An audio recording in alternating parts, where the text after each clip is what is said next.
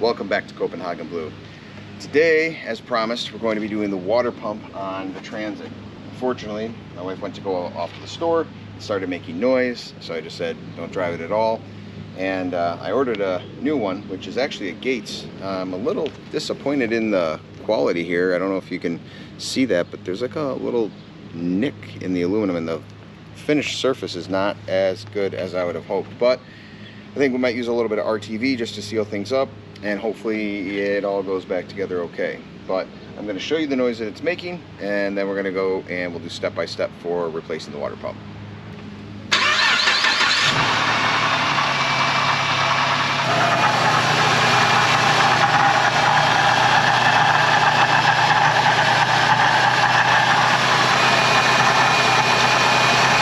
Now when you look down there, the belt for the water pump is driven by the crankshaft. It also has an idler tensioner pulley down there, and then we have the alternator. Hopefully it's not the bearing in the alternator making the noise, but it's definitely, you can hear it grumbling, and my feeling is at 124,000 miles, more than likely the water pump is our culprit. But what we're going to do is we're going to start off by getting some of this stuff out of the way. We have to drain the coolant, and then we're going to break free the bolts on the water pump itself so we can then take off the belt, and then we're going to replace the tensioner, the water pump, and put it all back together. Fingers crossed that it all goes quickly, smoothly. Let's get started. One of the first things I'm going to do is I'm going to actually take my intake tube out of the way because it's sitting here, it's blocking things. So you use a 7mm and go kind of clockwise so the worm drive clamp is loosened up. There's a line connected in the back here that you'll need to disconnect for the evap system. Be careful, these lines are plastic and they love to break. There we go.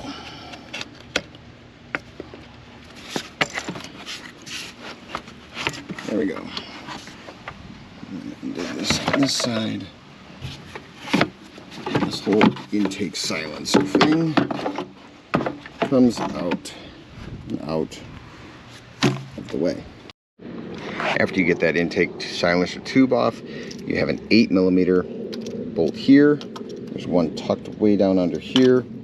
There is another one, where is it? Down here, and then one on the other side. So it's a total of 4 bolts to get off. But we're going to start by breaking those bolts loose. And then what we'll do is we're going to try and pull back that manifold because there's a coolant crossover pipe here. We're going to pull it off of there gently because there's an O-ring inside, and that'll give us access to our water pump. With all 4 bolts broken loose, we should be able to take all of those off and then hopefully move this coolant crossover pipe out of the way, which I believe also houses the thermostat. Well, getting that bolt off and the one on the bottom was not bad. Same with that one, but the one over here, holy cow. You can't get your hand in there, and you just have to constantly use the ratchet, which sucked. So we're just going to try and wiggle this off. I have a catch pan underneath, hopefully catching most all the coolant that's pouring out of the motor. Wiggle this off, not to damage the coolant crossover pipe. There we go. There we go. Holy, it's a huge nipple on there, Batman.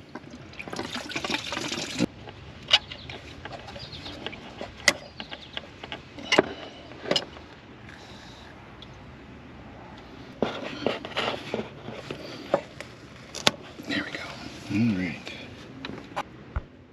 For some reason, I thought that I could use some WD-40. Thought I saw something about that to break it free, spray it around, let it sit for a second, and lo and behold, it actually worked. I'm gonna get some coolant out of here. We're gonna see if we can hold it up. Got it. All right. Oh shit. Yep. Definitely had some coolant in it. Mother fudger.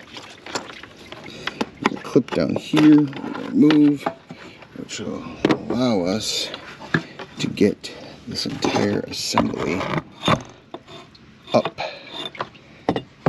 and out of the way. Something that I learned last time, I mean one of the many times that I have taken apart the Saturn, find out what size bolt. It's going to be a 10 millimeter. Just, I should have gone for a 10, but I thought it looked bigger. Shocker. Take your water pump pulley bolts off before you take the belt off. Right now the belt is holding this thing in place. Once you take the belt off, the water pump wants to spin, and then you have to hold it with something else, and it makes your life harder. If you just leave the belt on, oh, look at that. Those bolts break free.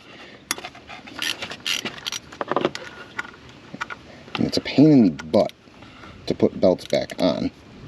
So if I do it, I'm only going to do it once. And I don't know if you can see it or not, but when I pull on these bolts, you can actually see the shaft move. See it moving there? So I think, come on, last one. Don't be a pain in the butt. I think that gives us a good indicator of what our culprit is. At least I sure as heck hope so. But let's take the bolts out.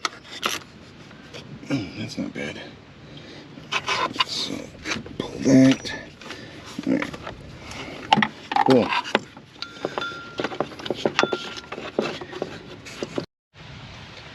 So here's the belt off of the van.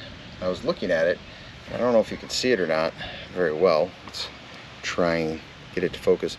But as you rub on this, it's like disintegrating and getting clumpy in my fingers. I don't know what's up with that, but definitely time to change the belt.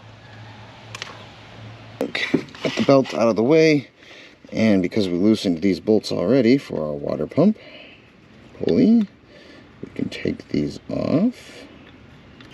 Alright, so there's our water pump pulley.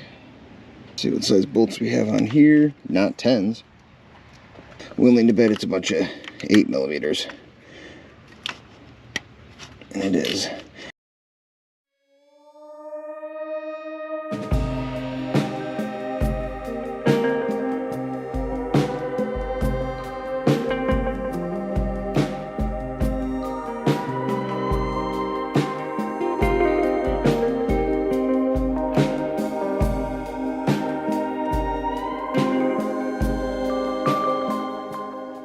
Taking a look at it, this man, it wasn't bad. You could see the O-ring in here is completely worn down and flat, so that's always an indicator that at some point it's going to start leaking.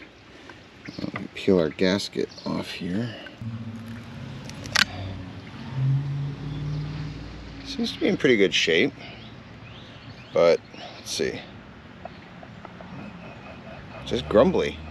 It's not, and there's some shaft play, like a wiggle, but a lot of it's just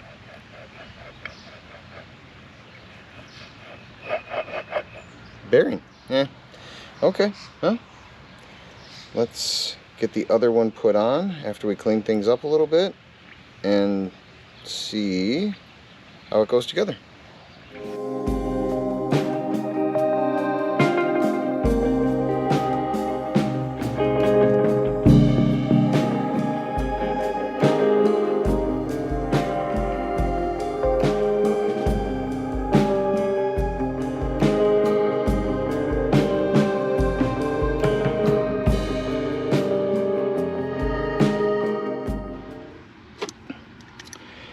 Now that we have the water pump out, I'm going to replace the tensioner. It's not bad, but it's making a little bit of noise, and I bought one just to be safe because I'd rather do this and get in here one time than have to get in here again. So better safe than sorry. So with the tensioner off, oh, that's all my face. Ugh. But you get the gist. It's bad. It has the pulley. It's smooth. I mean, it rotates around. It probably would have been good for a while, but the bearing inside is starting to make some noise. So good idea to replace this as well. So we have our new tensioner here. We're going to put this all the way down here. We're going to use our existing bolts to thread them in by hand.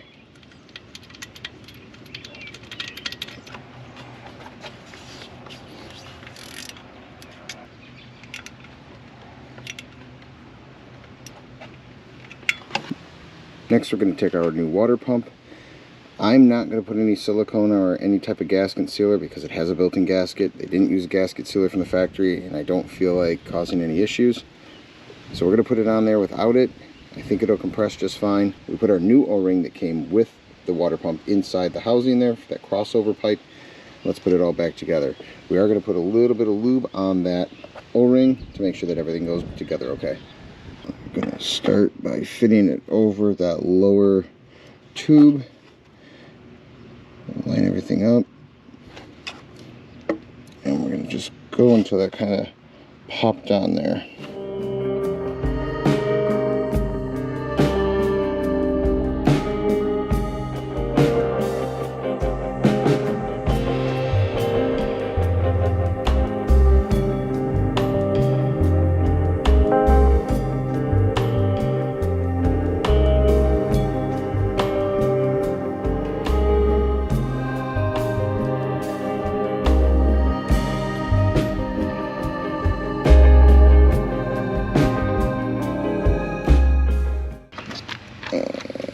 We need to get this hose clamp back on before we try and do a whole heck of a lot else.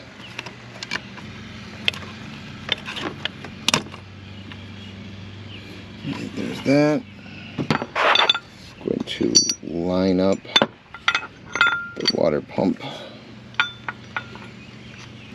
Move our water pump bolts back in. We'll put our belt on, and then we'll be able to tighten down our water pump bolts much easier.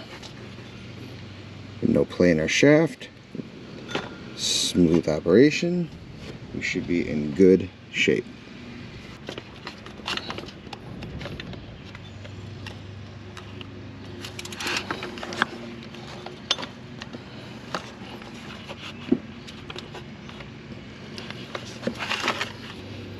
Alright, at least our belt's on now. Tighten down our water pump bolts.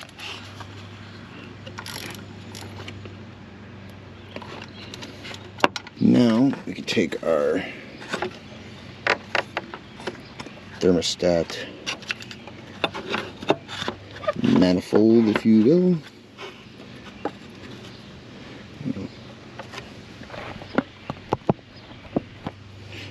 Wiggle that on up the top until it slides into place.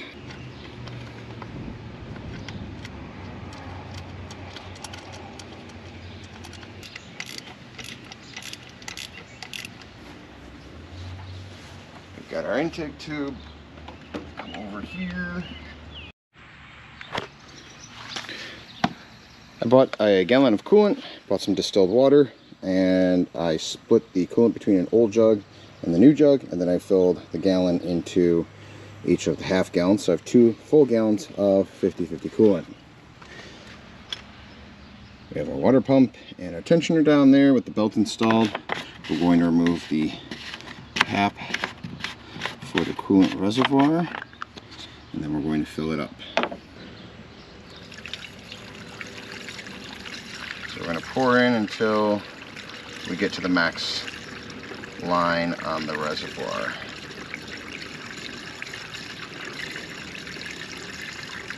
So we're filled up to our max level, and we're going to put the cap on, and we're going to start the car up. This will also be our first start to see how everything sounds after putting the water pump on. Hopefully it sounds better with a brand new water pump. Fingers crossed. Also, remember, anytime you're trying to bleed out a cooling system, turn your heat all the way to high, and that way it circulates the coolant through the heater core. Otherwise you can end up with a bubble up there and you won't get any heat.